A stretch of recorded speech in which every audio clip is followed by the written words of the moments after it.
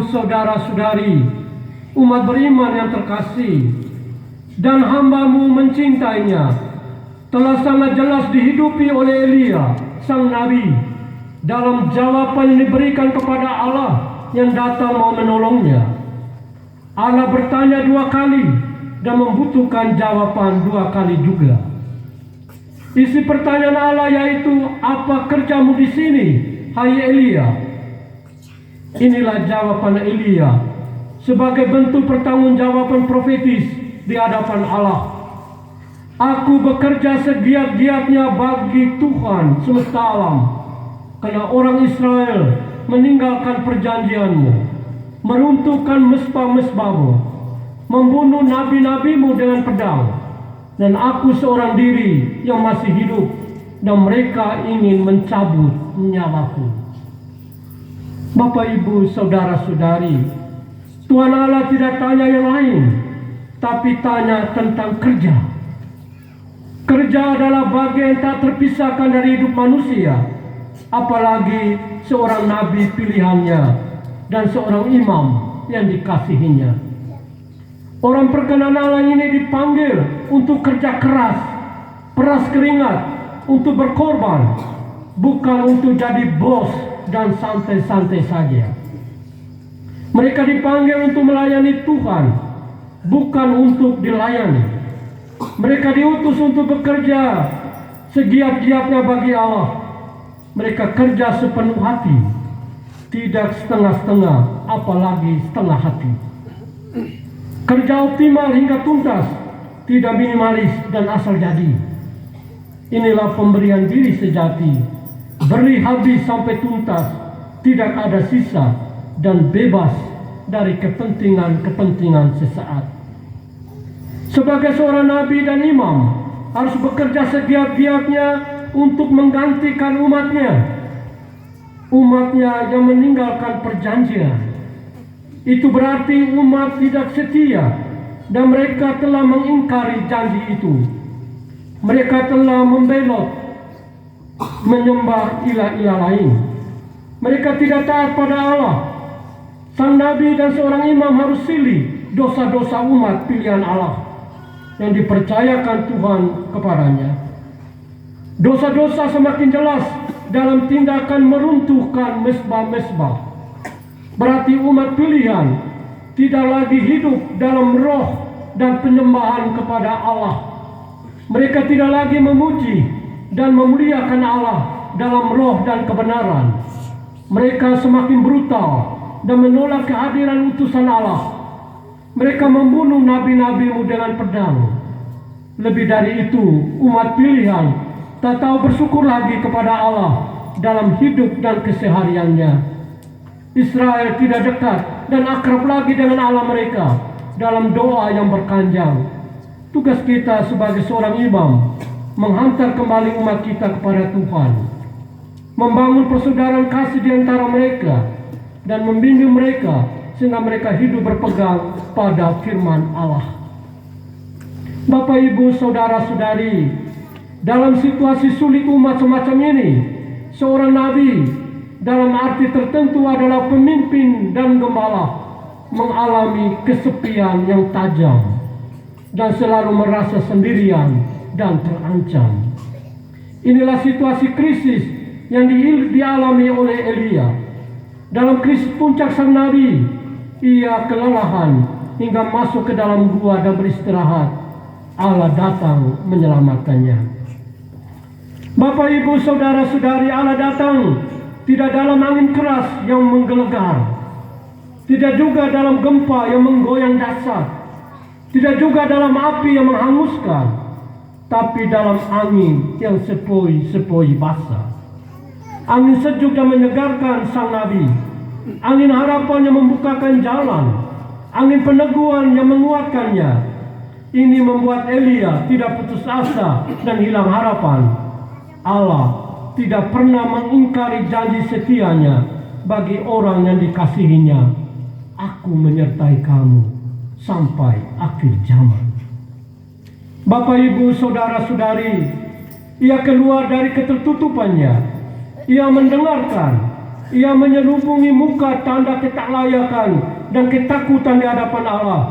Ia berdiri di pintu gua, tanda kesiapan hati, dan menjawab yang sama terhadap pertanyaan dari Allah. Aku bekerja segiat-giatnya bagi Tuhan Allah semesta alam. Sesudah mendengarkan jawaban Elia hambanya, Allah memberi perintah baru kepada Elia. Pergilah kembali ke jalanmu. Berarti kembali ke rutinitas hidupmu dan panggilanmu.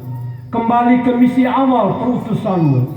Kembali menyalakan api pertama panggilanmu. Bapak, Ibu, Saudara-saudari, dan hambamu mencintainya.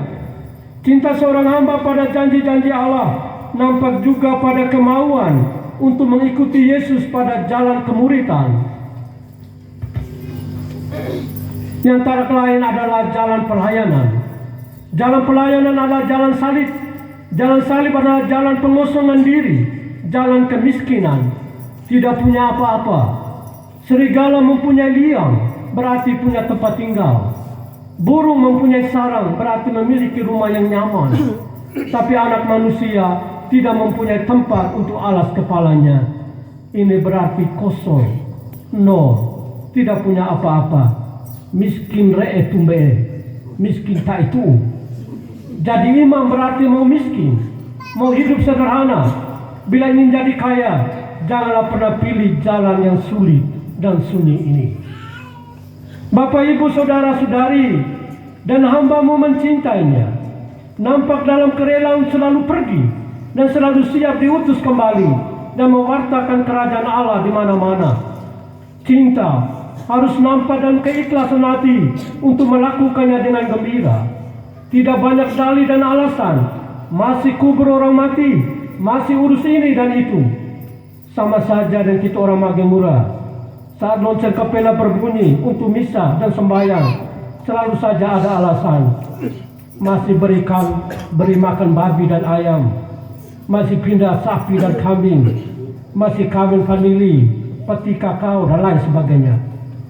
Juga saat mau sembahyang di KUB selalu saja ada alasan. Masih capek temboro, bongo baja. Ini kartu Rusia nggak.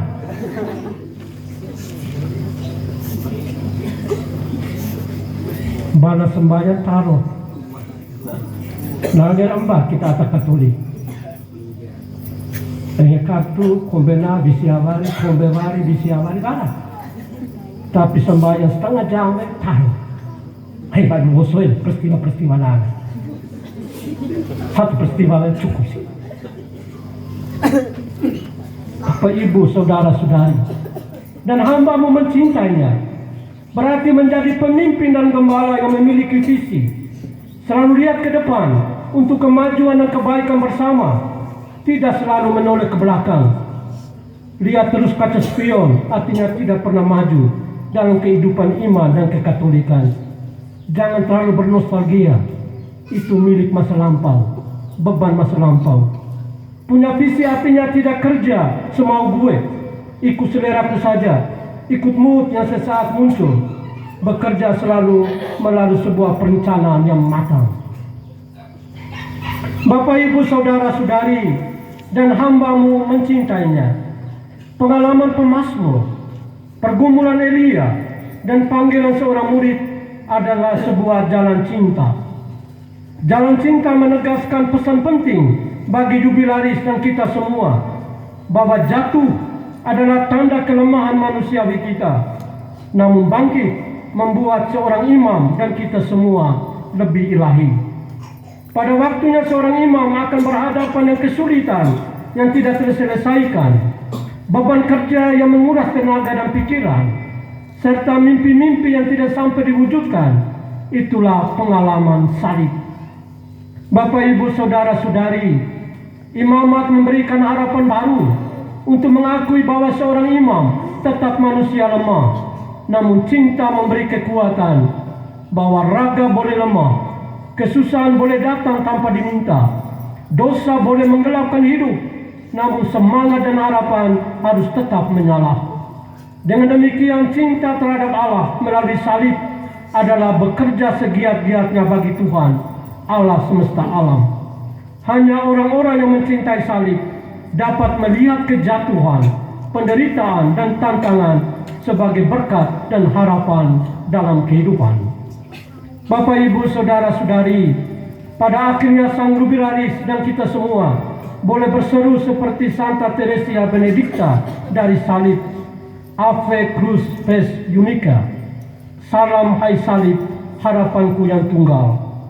Di balik salib ada kebangkitan, di balik salib ada nyanyian pujian haleluya, di balik krisis dan penderitaan selalu ada peluang untuk hidup secara baru dalam kasih Kristus yang bangkit. Amin.